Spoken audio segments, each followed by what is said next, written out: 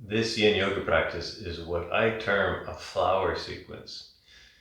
It consists of asymmetrical postures surrounding a symmetrical posture in the middle.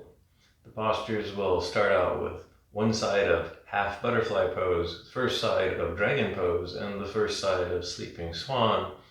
The symmetrical pose in the middle of the flower is Sphinx, and then the unfolding of the asymmetrical petals on the other side in reverse order. Topics for practice will be some classical stories. Useful props, blankets, pillows, maybe some books or some blocks. So remind yourself of your reason for practice. Maybe gather up some props and we'll get started.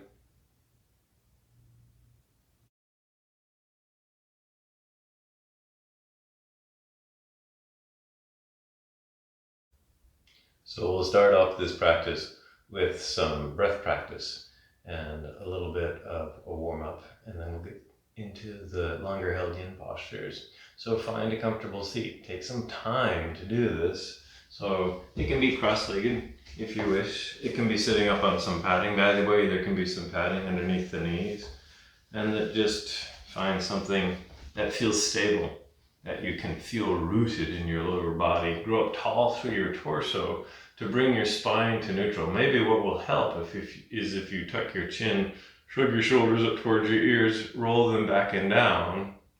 And then once it feels like you have a long spine with space in your torso to breathe, then allow everything to just soften here. Soften your face, your eyes, your tongue, your jaw. And for a moment, just connect with your inner resource, connect with your breath. And just notice the temperature of the room. Notice the thoughts that are flowing through your mind. Notice the cycling of your breath. And maybe this is all what you want to do for the next few minutes. And if that's the case, then continue to do that. Eyes can be soft, they can be closed. And just get in touch with this anchor of sensation known as the breath. You can get in touch with other things. You can get in touch with your circulation, with your pulse, if you can actually feel that. You can stay here if your nose is not stuffy and it's clear and you can breathe easily through your nose. Maybe just seal your lips and breathe through your nose.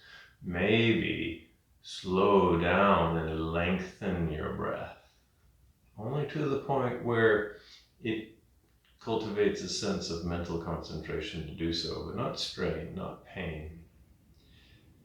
And if you're satisfied with that, you can stay with that. Otherwise, if you wish, you can include a little bit of vinyasa with this breath. So I'm going to suggest a vinyasa known as lotus link.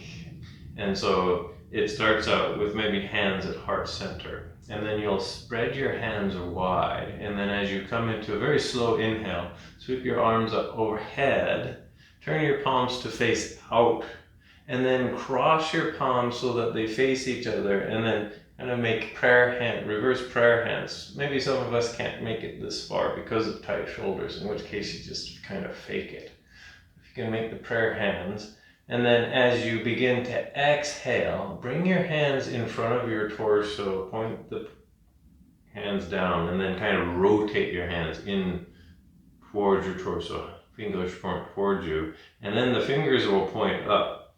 As they do, spread them out, make kind of a little bit of a flower type motion with your fingers being petals. And then at the end of the exhale, your fingers reach out to the universe and your arms spread wide. So we'll do this a little faster here. So arms come up, palms face out on the inhale. They cross and then begin to circle as you cycle your breath into an exhale. And on the exhale, you create this lotus, this flower, and bring it forward here. So a couple more times. So inhale, arms come up, maybe grow tall through your torso. Exhale, unfurl and release the lotus flower. One more cycle here. Arms come up overhead. And then one final rotation to unfurl the flower, the lotus. Since this is going to be a yin flower sequence. Arms come down. Maybe just regain your composure here for a couple of cycles of breath. And then when you're ready, we'll do a little bit of what I call bear rolling. So come to hands and knees, come to all fours. Move your hands and your knees around so that this feels stable, nice neutral torso. You can start, bear rolling starts off with just a little bit of a cat and cow here. So maybe sink your belly into cow, bring yourself up into cat. If it feels nice to sync your breath with this, find a nice synchronization between cat and cow. And for a lot of us, maybe this is all we need to do. If your head and neck are strained, keep your head and neck neutral. Or you can move your head and neck around. For bear rolling, you add a little bit of a side bend to kind of roll your torso in a circle.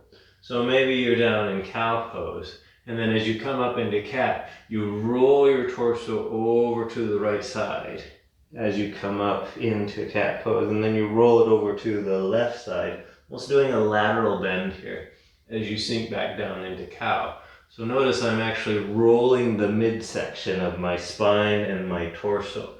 So not only am I flexing and extending my spine, but I'm including a little bit of a lateral bend here in this circular motion here. This is not feeling good, maybe go back to cat and cow. This is feeling good, and you've done rotations one way for a while. Do rotations the other way. So reverse directions, maybe 2 or 3 cycles in the other direction. And make sure your hips and your shoulders get a little bit in on the action too. Your elbows can be soft too. So notice my elbows kind of bend here. So maybe one more cycle, and then bring yourself back into a nice stable table pose here. And then from here, bring yourself up. We'll start the yin postures now. So the first yin posture will be half butterfly. And for that, you might need some props here. So for half butterfly, you start sitting legs out in front. And if this creates a lot of strain in your lower back and in your legs, you might want to sit up on a little bit of height like I'm doing. If you're trying to straighten your legs and that's creating strain, then maybe have a blanket roll handy to put underneath the leg here. So half butterfly starts out, legs extended, torso long here. And then bend the left knee, lower the left knee out to the left side. Draw this left heel in towards your hip as far as it goes until for whatever reason it stops. Some people, it'll stop because it hits their hip. But for some of us, maybe it stops because it's starting to generate some sort of sensation in this knee. And you can also prop this knee if it's feeling unstable. If you have books, you can use books or pillows. I'm going to use a yoga block here just to prop that knee. And if this leg is under a lot of strain, this is where the blanket roll comes in here. So you're finding your version of this hip opener in half butterfly here. You can stay here, or you can grow your torso tall and then gently fold forward. Begin the fold at your hip socket. And then once the hip socket is done, for most of us, then we round the rest of our torso forward here. Hands, arms end up kind of wherever they need to end up. And if you didn't go far forward so much that you start to feel lots of strain, this is where you get chairs, this is where you get extra pillows to put underneath your head or your torso so that you have something solid, something that you can rest on here. Some of us might be just fine just hanging in midair. By the way, if you're one of those people that are really, really flexible and you fold forward and you're resting your torso on this right leg, you're feeling absolutely nothing. The point to yin is to move by feel. In other words, your stopping point is when you start to feel something, the traction, the tension here. So if that's not the case, Move your torso over to the side. Fold forward here so your torso can go farther forward. Maybe you can lay it completely down on the floor here. And if that's not enough, then you got to dig a hole in the floor so that you have enough room so that your torso goes far enough to where you're already feeling something. I'm kidding about that. What you can do in reality is you can build a tower of props to bring yourself up so that your torso can keep going. For most of us mere mortals, we're going to find a stopping point here somewhere. And wherever that is for you, that's where you stop. Remember, it's not what it looks like, what it feels like. And you relax your muscle fibers so that the traction goes into the connective tissue system, the joint capsules, the bones, the fascia, and the ligaments. And the way we do that is we feel where we stop, we soften the muscle fiber, and we hold for time. So this is all summed up in the 3 principles of yoga. So we'll stay here for another couple of minutes or so in half butterfly. So the 3 principles again. The first principle is called find your edge. That means you move your body into a yoga posture, a place where your body naturally stops and begins to feel something. Some kind of traction, some kind of pressure. Sometimes we call it discomfort, and maybe that's what it feels like. It's maybe something that we don't want to stay in, but you have to make the decision whether it's real pain or if it's just discomfort. If it's just discomfort, this is where the discipline comes in. You stay with that little bit of discomfort that you know is not really hurting you. So that's the discipline of the practice here. If you know it is actually injuring yourself, like you feel like this is unhealthy, this is actually going to cause pain or trauma to me, then you need to pay attention to that. And you do something else by creating a modification, using a prop, or coming out to rest. So one of the dimensions of a yin practice is staying for time, which is actually the 3rd principle. You don't have to stay here. We'll try to stay here for maybe 5 more breaths or so. If you're not feeling much, maybe allow your muscles to re-relax and sink a little bit deeper here in half butterfly. Second principle is called stillness. Once we've played around with modifications and with props, then we try to stay for as long as we can here. And that requires patience. Patience is a big factor in a yin practice. Patience and a little bit of fortitude, particularly if you're feeling uncomfortable. It's like, okay, I'm going to be patient and I need to stay, and I need to have the willpower and the fortitude to stay. But we've stayed here long enough in half butterfly. If you folded forward, plant your hands, use your hands and your arms to slowly push yourself all the way up. Grow your spine nice and long. Come back to a nice neutral spine, and that might take a little bit of muscle engagement to return it to normal. Move your torso around to work out the stagnation in the torso. Maybe some gentle twists here.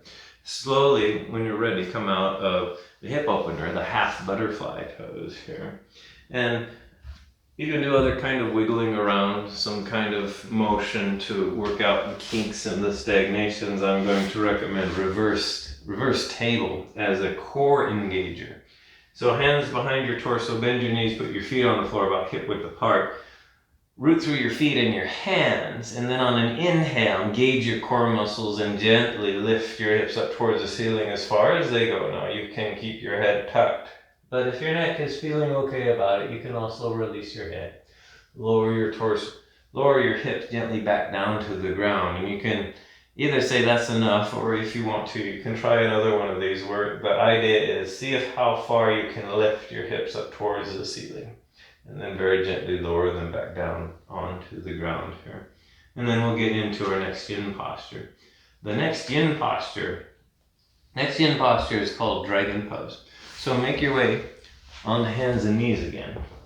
And from here, bring your left foot up between your hands and inch the right knee back. So we're coming into this low lunge here. This is the basic posture. So this is where we're going to stay and soften here. sometimes there's pain in this back knee or that back ankle. If that's the case, prop that back shin with a blanket. And again, some of us can't reach the floor with our hands. If this is the case, bring some books into play, or maybe some blocks here. You have other options like moving this femur bone around to get around impingement and in this front hip socket here. And if all of this is not working for you, remember you can try upside down dragon. Upside down dragon is my name for half happy baby pose. And half happy baby pose is when you make your way onto your back. Right leg's extended. Draw the left knee in, and maybe this is enough. So this can be your posture. Or maybe hands work up the shin. Left knee is oozing towards the floor next to the left armpit. Or maybe clasp the bottom of the left foot here. And over time, you can just let this left knee ooze towards the ground as everything begins to soften, relax, and release here. Check in with your breath as you do this here. So we'll stay here for another couple minutes, either in inverted dragon or in regular dragon here.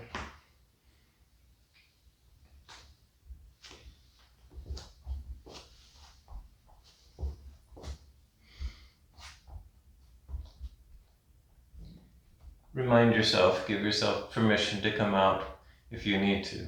We're holding postures again somewhere between 3 and 4 minutes here on either side. And this practice might get to feel very unbalanced because we're doing a bunch of asymmetrical postures, one side of them first. And then we'll get to the other side of the asymmetrical postures in a bit, which again, yin is all about balance, and we're very artificially creating an imbalance by only doing one side of an asymmetrical posture, and then hopefully we restore that balance when we get to the other petals of the flower here. So about 5 more breaths in dragon, if this is still acceptable to you, to your body, to the sensations that you're feeling here. Maybe if you're not feeling much, your hips can sink a little bit deeper here. If you're feeling too much, maybe you do have to engage a little bit of muscle to protect a joint that's feeling too much pressure. The idea of yin is to actually exercise the joints. In some Western philosophies, which are yang philosophies meant to engage muscles, it's often seen as improper, but we want to keep all the tissues healthy, and that includes the joint capsules here. So just a couple more breaths here on this side of the dragon. And then when you're ready to come out, you can try a little bit of a yang move. You can plant both of your hands, tuck the back toe, lift the back knee up, and then see if you can press into your front body to lift the back foot all the way up into maybe a 3-legged dog. And then come back into downward facing dog. Take your dog for a walk to lengthen out through the back sides of the calves and the thighs, the hamstrings here. Knees can be deeply bent so that can create a nice long spine. Or maybe you don't like downward facing dog. So some other kind of just time, which I call a counter pose, to either move or not move, to just notice how dragon felt. We'll get ready for the next posture, and the next posture is called Sleeping Swan. So for Sleeping Swan, same procedure. We'll move forward on hands and knees, but this time move the right foot forward. It's the left knee back. So same low lunge, but this time move that right foot over to the left side, the opposite side of your yoga mat if you're on a yoga mat. And then lower the right knee, lower your hips towards the floor until they stop. Now if they're still way up off of the ground, maybe take some height, some padding, stuff it underneath that hip. Maybe it's some books, maybe it's a couch cushion here. And then adjust this heel so that this knee is okay here. The heel might have to come in closer to the hip. You can do swan here first. So hands on the yoga mat in front of you. I'm a little bit macho about this. I can actually, without pain, I place my hands on the shin to really push my torso up into a back bend. This is called swan. I only do this because I'm feeling no pain up in front. If this is a little bit too intense, keep your hands on the floor here. And then very slowly at your own pace so that you can feel as you move, lower your torso down as far as it goes. Maybe it doesn't go very far. This is as low as it goes, or maybe onto forearms, or maybe all the way down onto your head here. Or maybe something nice and soft and comfy to lower yourself down on.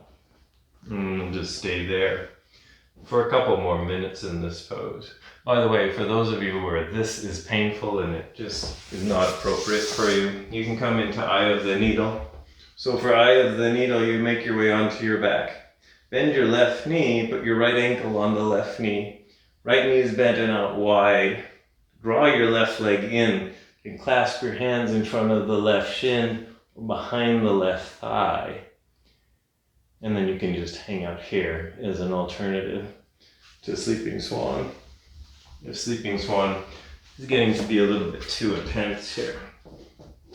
Otherwise, we'll spend about 5 more breaths here in Sleeping Swan.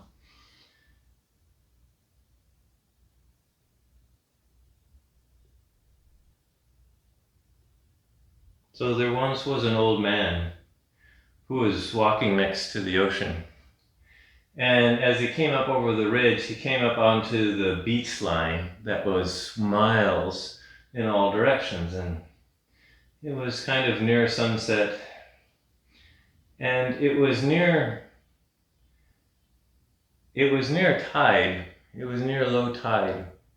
And what the old man noticed is he noticed that there were a bunch of, it was actually a super low tide that had gone out very, very quickly. And before the low tide came out, there was a bunch of starfishes that had kind of made their way up onto the beach in the water. But when low tide went out, it went out so fast that it stranded. It stranded thousands of starfish along the beach line. So they were out of water. And they were trying to get back to the water, but as we all know, starfish don't move very fast. And the water was receding faster than they were moving. And so they were all in this great peril of not making it back to the water. The old man noticed this here. One more breath here. We can get out of Sleeping Swan here. So plant your hands, use your hands in your arms. Bring yourself up, maybe into Swan, a gentle back bend.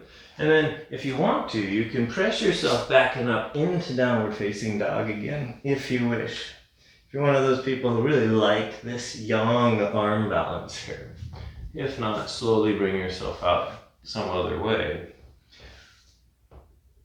Allow yourself, this is a slow moving practice, so allow yourself to just kind of notice how that felt on whatever was creating traction or tension here.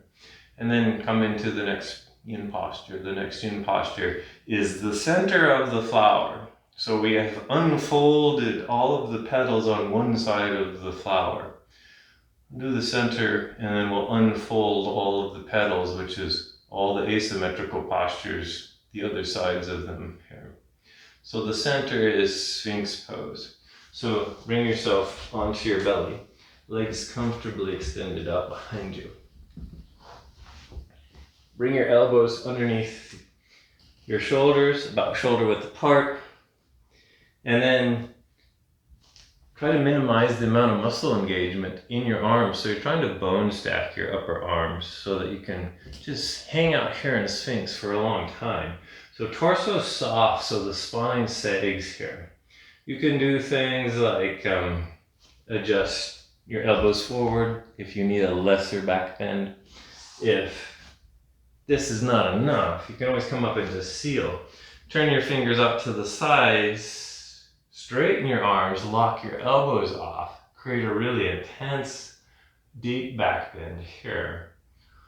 Or if that's too intense, just come back to Sphinx, and then just hang out here in Sphinx for a few minutes here.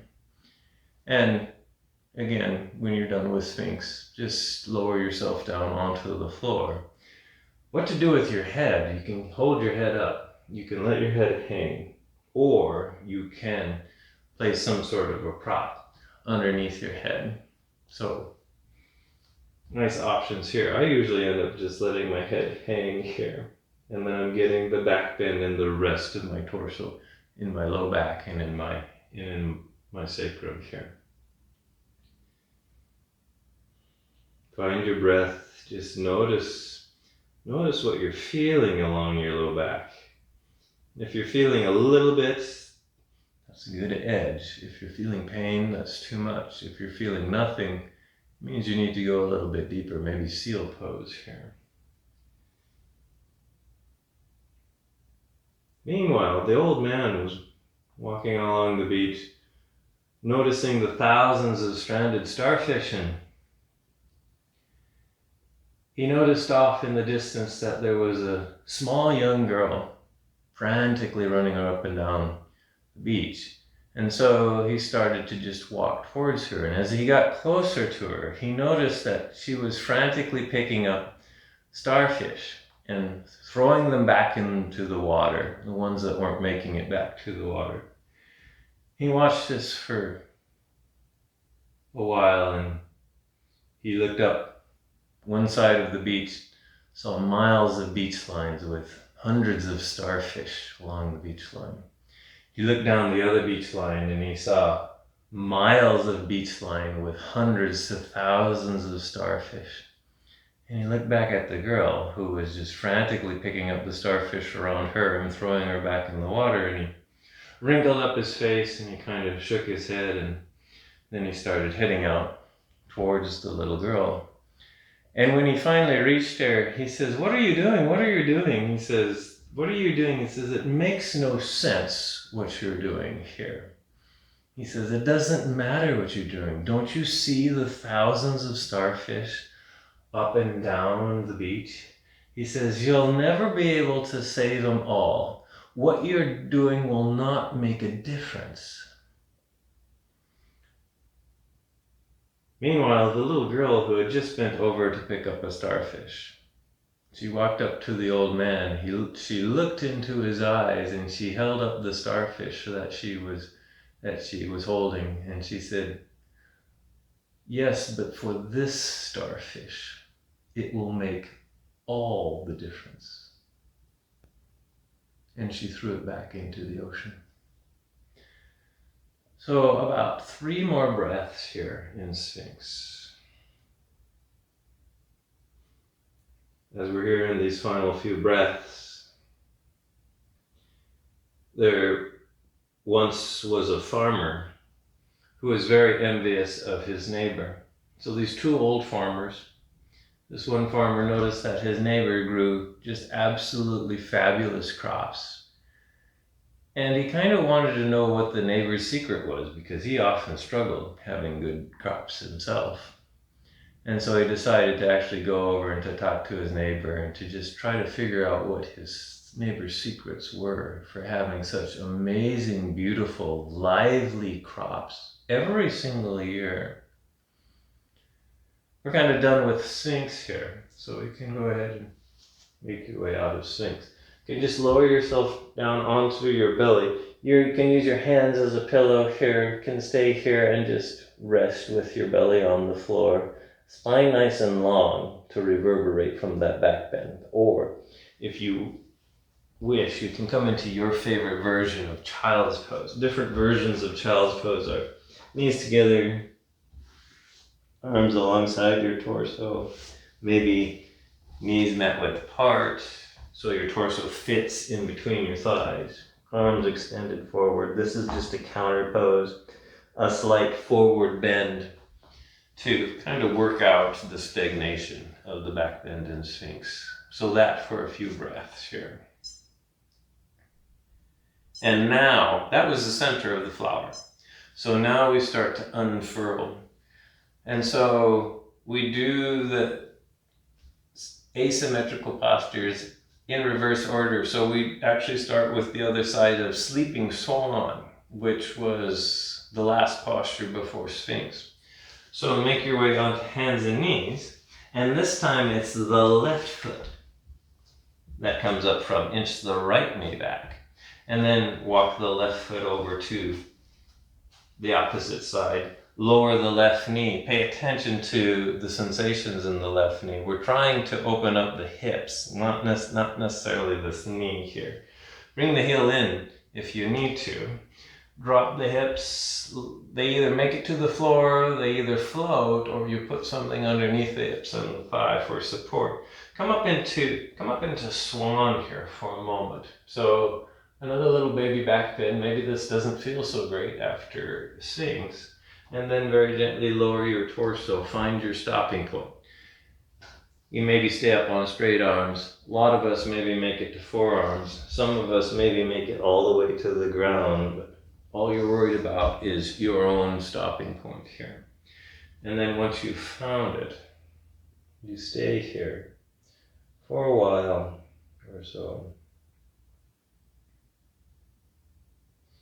So this old farmer started talking to his neighbor, and he said, so I've been noticing your beautiful, amazing crops over the last few years. And he says, the rest of us farmers are struggling. It's like our crops don't nearly look as nice as yours. So I was wondering, do you know something that we don't? Do you have some kind of a trick? And his neighbor said, oh yes. He says, oh yes, I do. He says, I have this. He says, he goes away and he comes back with this small wooden box, and he shows the farmer this wooden box. And he says, inside of this box, I keep magic sand. And he says, and what I do is, he says, every day or every other day, he says, I go out to the far corner of each one of my fields. And I take a little bit of magic sand and I sprinkle it into the corner of the field. And he says, and that's the reason. It's this magic sand is the reason I have such beautiful crops. He says, I'm kind of done with it for the year. So if you would like to try it out, I'll give you this box of magic sand. So the neighbor gives it to the farmer, and the farmer says, magic sand. Well, okay, maybe I'll try it. So the next growing season, took out the box of magic sand, and he would go out every day to the corner of all of his fields, and he'd start to sprinkle a little bit of this magic sand here. We have about 3 or 4 more breaths of magic sand in Sleeping Swan here. So find your breath. Notice if your edge is still a good one. Maybe it's time to come out. But for most of us, it's time to come out of this side of Sleeping Swan. So plant your hands, use your hands and your arms to lift your torso up first. Come all the way up, maybe even into a slight back bend, which is called Swan. And then slowly make your way out of Swan, however you would like. It can be downward facing dog, or it doesn't have to. So this is your choice. Your option is a counter pose to come out of Sleeping Swan and work out that old person feeling, that stiffness, that stuckness of being in a posture way too long. That's characteristic of yin. And then we get to the next asymmetric posture of the unfolding of the other side of the flower. And that's dragon. So make your way onto hands and knees. This time bring your right foot forward. Left knee is back here. Decide if you need padding. Decide if you need props here. And if you need a little bit more intense dragon, you can always go up into high flying dragon. If you want a little bit more for your hips, you can always come down into low flying dragon. For a lot of us, good old regular dragon is all we need here. For some of us, this is too much. So upside down dragon might be a nice idea here. So that's half happy baby pose on with the right foot and the right knee here. Get yourself settled into dragon here. Find your breath. Find your version of dragon. So it may not look like mine. Might have to be deeper. Might have to be less deep. So again, you're moving by feel. The physical sensations you feel in a yoga posture are your yoga guru. They're your yoga instructor. And so they're teaching you where your stopping points are. And then you stay at an appropriate stopping point. So we'll stay here for a couple more minutes or so.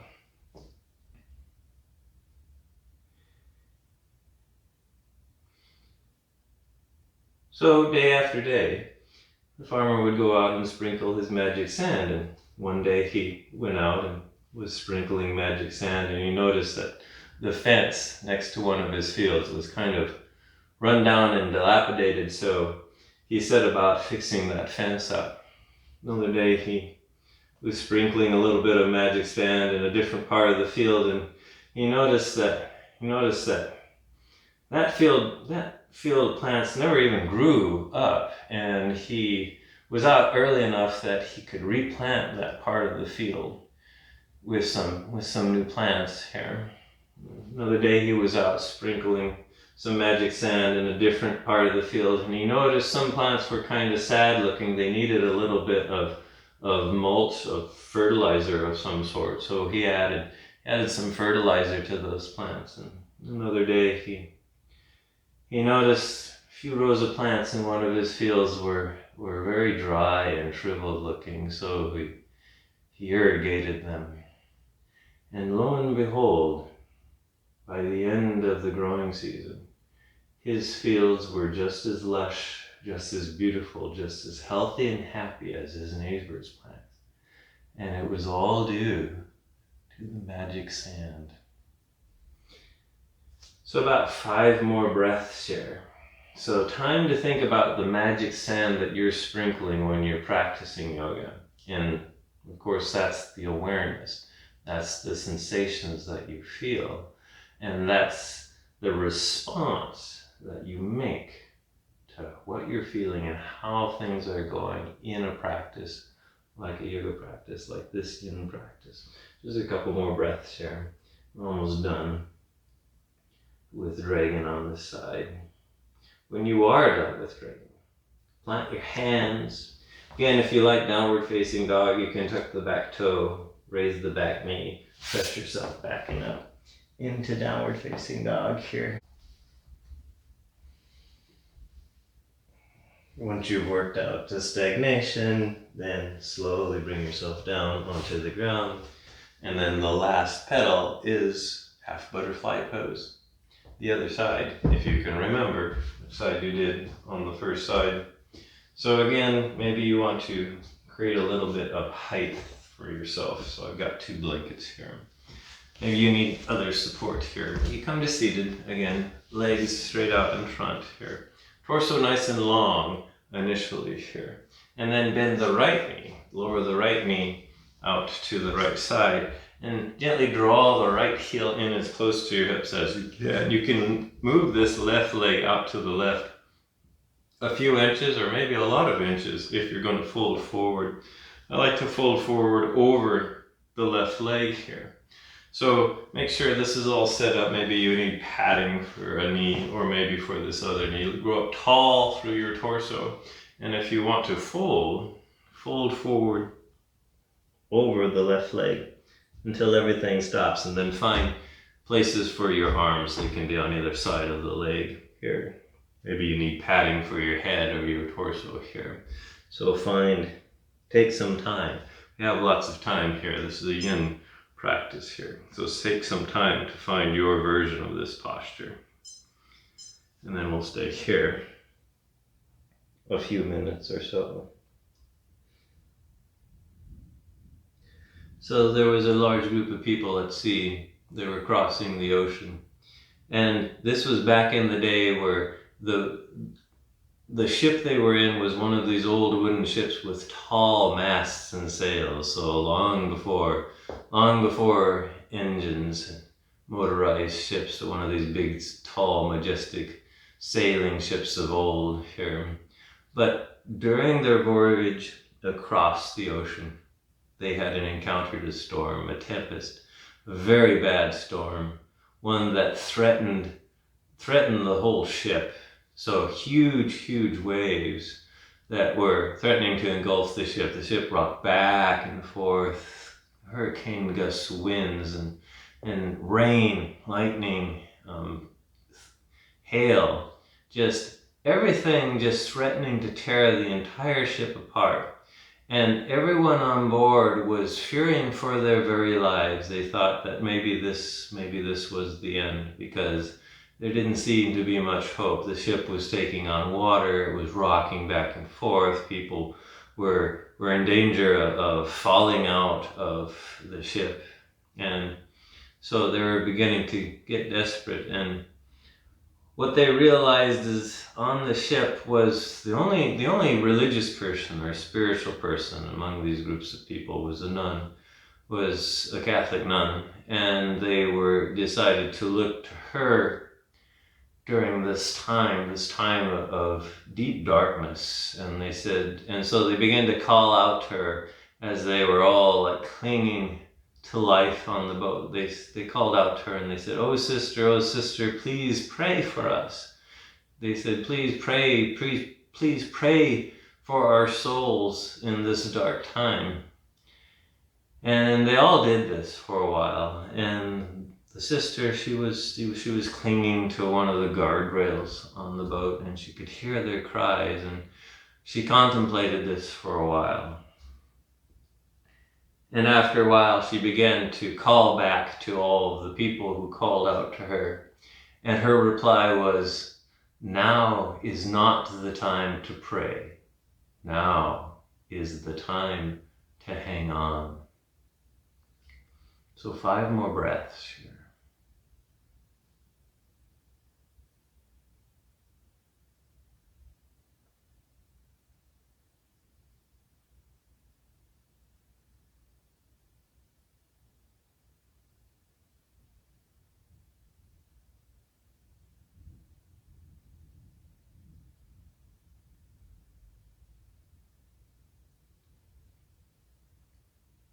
And then when you're ready to come up, plant both hands on either side of that leg. Use your hands and your arms to slowly bring yourself all the way up.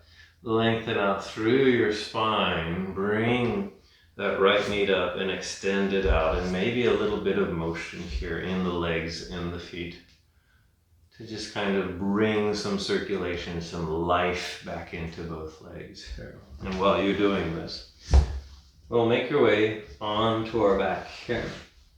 When you get there, gently bend your knees, draw your knees into your chest as far as they go until they stop. You can rock your knees back and forth here. You can try happy baby pose as an integration pose at the end. So see if you can weave your arms in between your knees and either find your shins with your hands, or if you can, maybe your feet.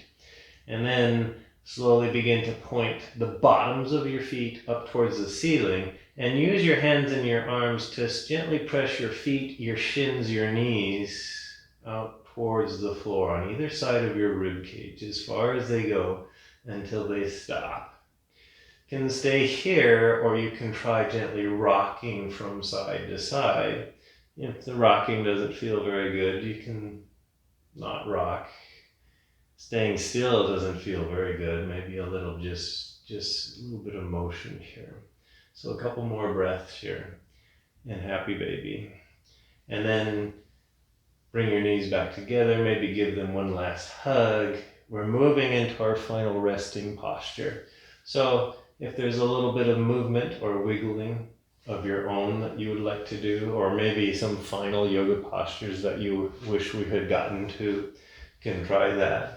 Otherwise, you're making your way into your version of a supported, secure feeling resting pose with whatever props you would like to use. Maybe it's a pillow underneath your knees.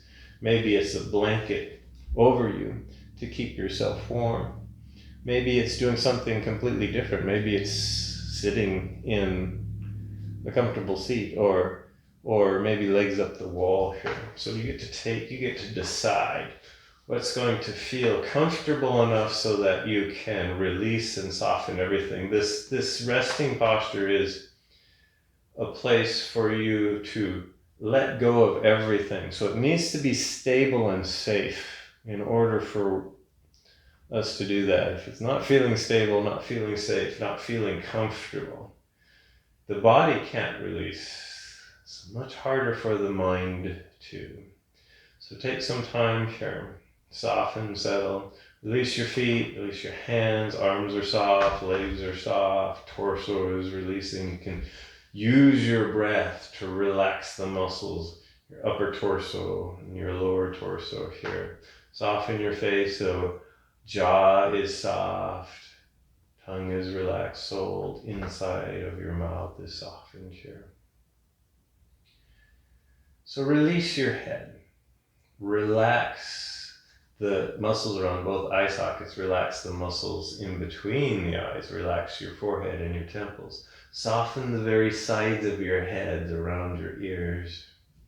Soften the crown of your head. Soften your brain.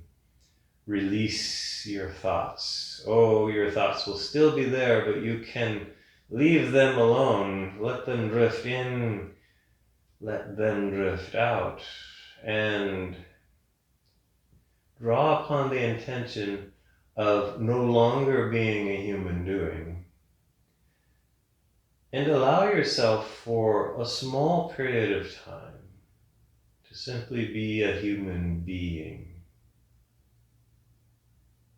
You have nowhere to go. You have nothing to do.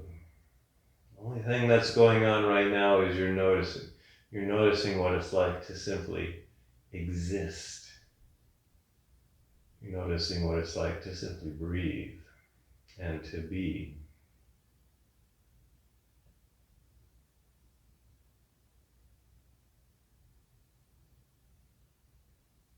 Your shoulders are soft. Your collarbone is wide and releasing. Release your right arm, right palm, right fingers. Left arm, left palm, and left fingers. Notice the tips of each finger on both hands, left and right. See if you can notice any sensation in the tips of your fingers, each one, both hands.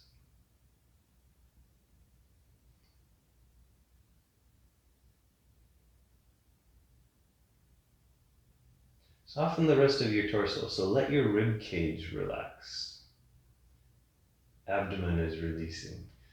And then continue to release down into your lower body. Soften your hips, thighs, your knees, the fronts and backs of your shins, the ankles, heels, the soles and the tops of your feet. Release and relax your toes.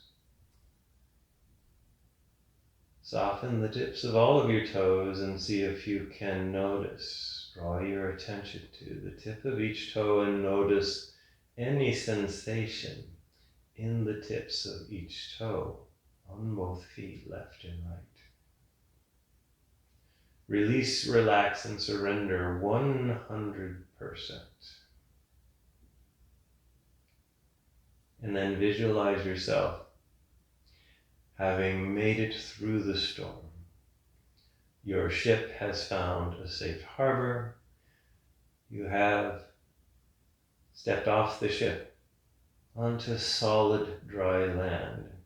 And you lay down on that dry land. Feel the solidity, feel the stability of that land. It's at night. The storm is cleared. It's a clear blue sky right above you. You can see the stars, the Milky Way, occasional meteor. And you can feel the peace. can feel the peace of arriving home at last.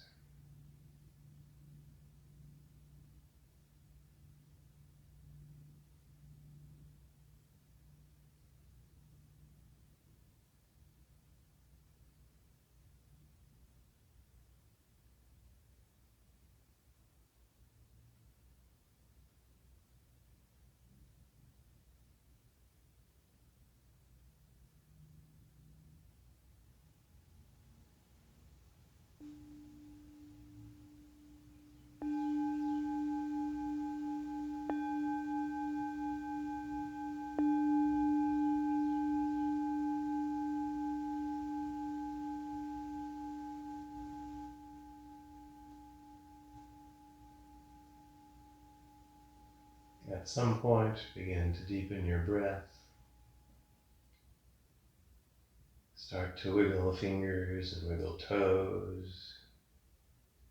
Bring some motion into hands, into arms, into feet, and into legs, and into neck, and into your head. You can rock your head around.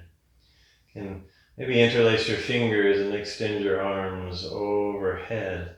Do a very gentle full body stretch here. So arms get long, torso gets long, legs get long. So palms press towards the wall behind you, heels press towards the wall in front of you. One more breath here. Release. Gently bend your knees. Allow yourself to roll over onto one side. When you get there, stay there for a couple of breaths. Give yourself a big thank you for your practice, but also a big thank you for you, your unique embodiment in this universe. The universe is ecstatically joyful that you are here. And then when you feel ready, bring yourself up to a comfortable seat. When you arrive at your seat, spend some time to feel the solid ground underneath you, to feel the breath in your lungs. Bring your hands together at heart center. And I'll end practice with one Om. You can either join in or just listen to my voice. So I'll exhale and then I'll inhale to an Om.